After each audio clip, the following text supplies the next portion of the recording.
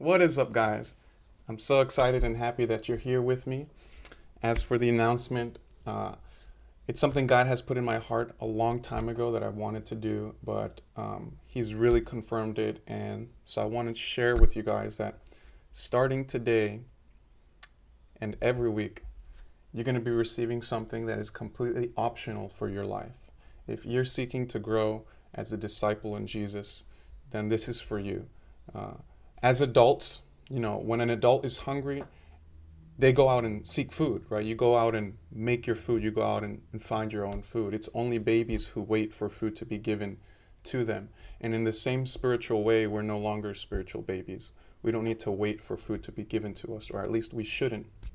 And so I appreciate those of you who go out of your way every week outside of Sunday church and all these other places that you might even be serving in to seek spiritual food, to seek to grow, to seek to become a disciple on your own through different outlets, through different ways. But I wanted to offer you guys this as well and share with you that from now on, every Monday, on your commute to work or during your lunch break or whatever you want, you guys are going to have the option to have a close discipleship with me for 5 minutes. Because, you know, Facebook videos that we watch sometimes are longer than 5 minutes. You guys don't have to come to my house for an hour and receive something from me. I want to share and offer with you guys just 5 minutes a week every Monday, something that God has put in my heart for you specifically, because I know you.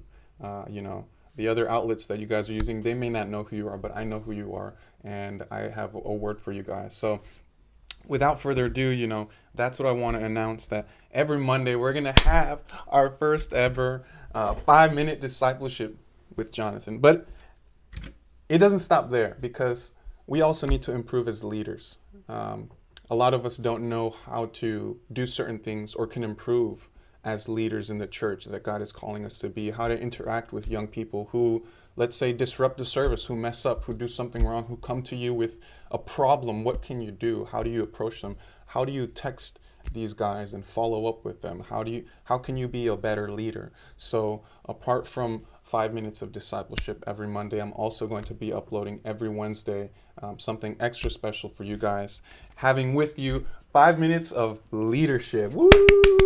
Applause, please. Where I'm able to share with you some actual practical tips on how to become a better leader. So Mondays will be for discipleship so that you can grow as a disciple and follower of Jesus. And Wednesdays are going to be for leadership, practical applications on how we can improve as leaders. And this is for you guys, again, completely optional. So without further ado, let's jump into our first ever 5-minute discipleship. Hey guys, I hope that these next 5 minutes can be a huge blessing wherever you might be. This past weekend, I went through probably the hardest challenge I've ever had in my life. I walked the most I ever did in my life for 72 hours while having little to no sleep, little to no food, little to no water. And I was challenged in such a way that I was able, for probably the first time, be the closest to realizing how much it was that Jesus suffered and what he went through when he was at the point of dying on that cross for us. And it sounds crazy, but if you think about it, Jesus as well was on a mountain in the Garden of Gethsemane when he was the most human he's ever been, when he asks God, take this cup away from me, when he asked, can't your will be different from my life?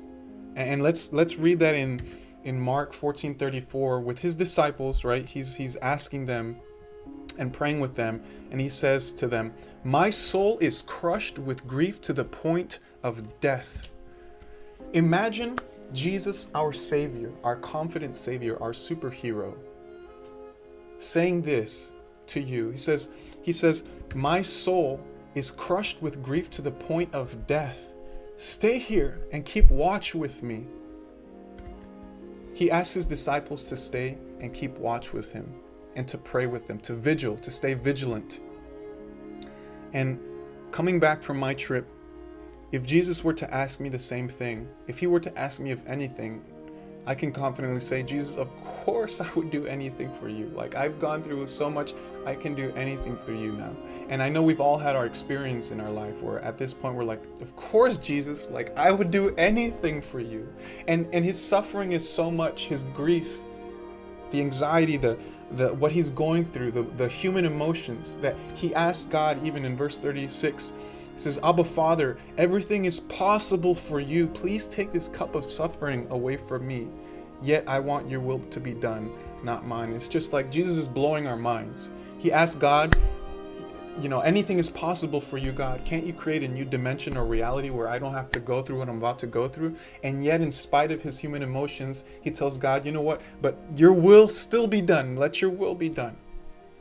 And the response that his disciples had, imagine Jesus suffering this much, where he literally asked God to change the will for his life if possible, if it's not his Father's will.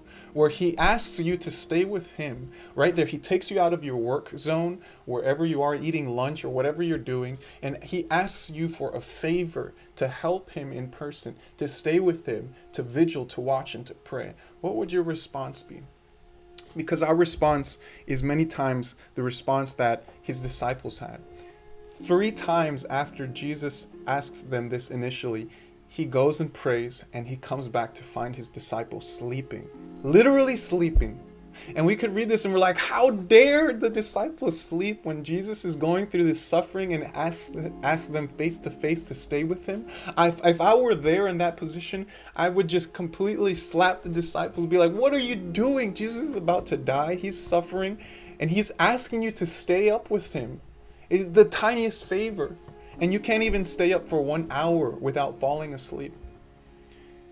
And many times our reaction to God, to Jesus, is the same. Even as believer, oftentimes we look at Jesus' suffering and what he's done, and our reaction is the same drowsy attitude that the disciples of Jesus had. Many times he asks us to do something and we don't do it. We have this drowsy attitude, and our flesh is challenged because our spirit is willing but our flesh is weak. And it's interesting because instead of being ready to die with Christ, we're not even prepared to stay with him for 1 hour. And God might be calling you this week. Maybe Jesus called you during this week to do something and we weren't able to do it. And he wants you to examine yourself. Because it's too late to help Jesus pray on that mountain. Because guess what? He already died. He already suffered, and he already rose from the dead. And he's in heaven now. But maybe he's asking you this week, he's calling you to do something else, which is what he left us with, the most important verse.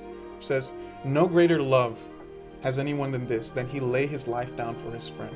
Your time, is it worth it for someone else? Is your comfort zone, is your level of comfort where you are more powerful than Jesus asking you to do a favor for him, to vigil, to watch for him? And so I challenge you guys this week, what is that fleshly thing that overtakes you? What is that attitude that you've had when Jesus asks you to do something? Because he may not be here in person, but he's constantly asking us to do something just as his disciples. Are you going to fall asleep like his disciples? Or are you going to say, you know what, Jesus, what you're asking me, I'll do it, Lord. May your will be done. Whatever circumstance or situation is going on, you know what, God, your will still be done. And I want you guys to make that decision and examine yourselves today. Thank you. Hey guys, thanks for being with me for the first 5-minute discipleship. I'm thinking of expanding it to 10 minutes. Not sure. You guys let me know what you think. But I want to leave you with a quick challenge. We can still help Jesus. He left us that commandment of loving each other. And so I encourage you to write to someone that's a part of this core team, part of the leadership, and ask them, how can I vigil for you? How can I stay up with you? How can I pray for you? What can I pray for you this week? I want you to go out of your way, not someone that you're super close friends with because you're probably already praying for that person, but someone else that you don't talk to. Or it could be a friend or something.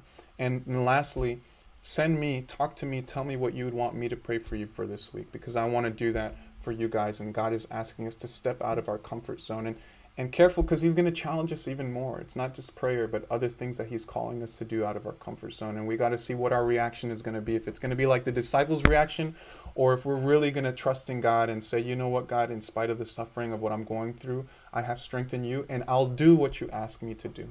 Thank you guys so much. I love you. Have an awesome week.